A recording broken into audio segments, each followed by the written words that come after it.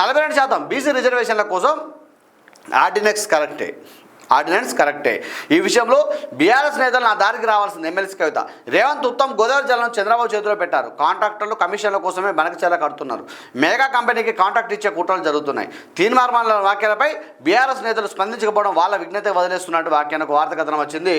అయితే 42% ఏదైతే రిజర్వేషన్ ఉందో కులగణన ఏదైతే జరిగిన తర్వాత కాంగ్రెస్ పార్టీ ప్రవేశపెట్టిన 42% రిజర్వేషన్ ఏదైతే ఉందో దానికి మేము పూర్తి మద్దతు ఇస్తా ఉన్నాం. న్యాయ నిపుణులతో చర్చించిన తర్వాత ఈ యొక్క అంశాన్ని మేము మద్దతు ఇస్తా ఉన్నాం. వాళ్ళు తీసుకొచ్చిన ఆర్డినెన్స్ కరెక్టే.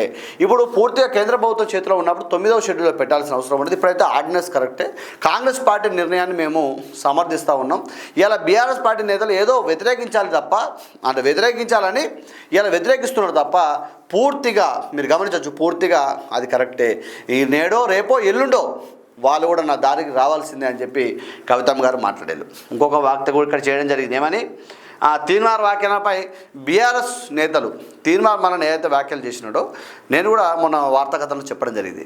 వాస్తవానికి కేటీఆర్కి మనోభావాలు దెబ్బతిన్నాయని చెప్పి ఒక ప్రముఖ ఛానల్ మీద దాడి చేసిళ్ళు. వారి కుటుంబ సభ్యులైన కవిత గారి మీద వ్యాఖ్యలు చేసినప్పుడు కనీసము మీరు గమనించవచ్చు మిత్రమా, కనీసము వాళ్ళ యొక్క బయటకు వచ్చి ఒక మంత్రి కానీ ఒక మాజీ మంత్రులు కానీ కేటీఆర్ కానీ ఎవరు కూడా స్పందించలేకపోయినారు.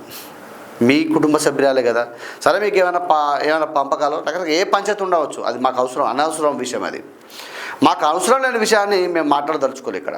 కానీ ఒక మహిళగా మీ కుటుంబ సభ్యులు పక్క పెడదాం, ఒక మహిళగా వ్యాఖ్యల్ని మీరు ఈరోజు సమర్థిస్తున్నారని చెప్పి మా వేదిక ద్వారా మేము అడుగుతూ ఉన్నాం.